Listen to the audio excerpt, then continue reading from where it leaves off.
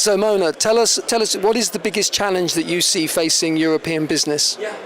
I think the biggest challenge facing European businesses is one that is very common to the rest of the world. It's just this rise of a very, complex problems that are wicked ones that are changing the way we do things. So, whether from we're talking more about magnitude and size, a population growth that is unprecedented, uses of resources that would require 3 Earth to actually meet what we're talking about, not meeting many of our sort of social well-being goals in terms of high unemployment and the future of work that makes it uncertain on what we look for jobs. And lastly, sort of how do we use these opportunities that are coming through in terms of technology? This will require businesses to think of themselves as an actual global citizen that's dealing with all of these issues, both in terms of opportunities, but in terms of challenges too. So what can businesses actually do? I mean, what should they be doing at this point?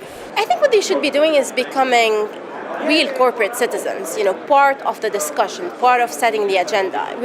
I talk about the 2.5 trillion sort of required on an annual basis. Governments cannot meet that. It requires businesses to be part of that. It requires them to be part of that because they are sort of this global citizens that will be affected by it, because they need to mitigate risk, because they require sort of branding themselves to become more competitive, but more importantly, because there's opportunities for them. There's 30 trillion out there in terms of consumers in emerging markets. That's part of your business.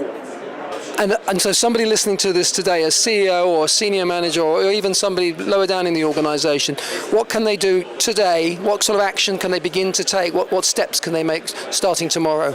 In terms of tangible, steps going forward, I think, I talk about sort of raising the bar, and that's for rethinking your strategy, making it part of sort of, corporate giving is part of who you are. It's not just a side business of sort of giving checks.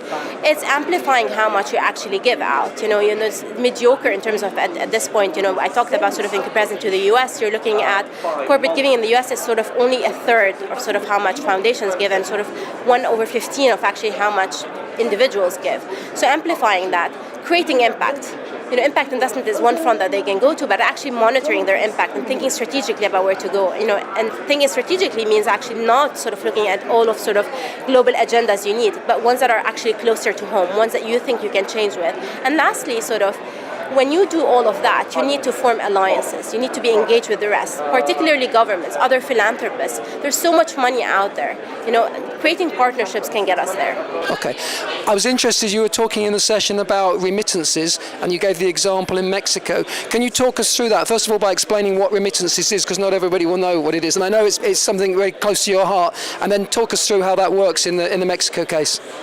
So remittances are transfers that people living abroad, basically migrants, give back to their homes. And there's 2 forms of them. Ones that are sort of individual remittances, which I just give back to my own family, mostly used for consumption purposes, to be honest. And then the new sort of trend, which is rising, and this more collective remittances. That's when we decide sort of as a group to come together as remitters and sort of give back to our particular town, to sort of build a hospital, build a school, and what have you. And there's a lot of innovations happening on the more collective form of remittances, where basically you're talking about the Mexico example is one where home associations of Mexicans living in the US decide that they're not going to give back on an individual basis, but they're going to pool their resources together and give back to their own hometowns. The government of Mexico then, what it does is sort of, the 3 pesos, one at the national level, one at the local level, and one at sort of the federal level, is given back to sort of amplify that and make it sort of bigger. There's so many examples of other remittances that I can think about, sort of thinking about remittances in terms of diaspora bonds. To build infrastructure, thinking of remittances and sort of securitizing them, and as a new instruments. There's so much power in remittances. I think I'm interested particularly in when remittances intersects with foreign aid and it intersects with philanthropy, because that's the power of sort of the 3 rivers coming together and sort of amplifying. The nice thing about sort of what I just described as foreign aid, philanthropy, and remittances is that all 3 are income transfers, which means they do not care about the rate of return. They flow for the right reasons. It's a wealth transfer from one entity to the other. And I think they're completely underutilized at this point, and there's so much potential going forward in terms of making that bigger. And I talk about all of that in sort of my book on the giving world, but that's sort of the start of where I think businesses now are starting to think about grappling with much of these issues. They need to be aware there's so much more happening around them, and they can be part of that by engaging in sort of these different forms that are happening around. Now again, there's a lot of talk, there's a lot of controversy at the moment about globalization, but as an economist, you see it very clearly. Globalization has been good for the world? Absolutely. I mean, I showed that graph which looks at sort of global trade over time from sort of early 1900s up until now, and it's only at, when global trade has flourished, which is sort of mid 90s, that we've really seen a rise in per capita globally in terms of rising living standards. I think it's definitely the way forward, and I know that we're talking so much about sort of protectionism, but in the bigger pictures of things, we really need sort of globalization if it's sort of in the right manner of it.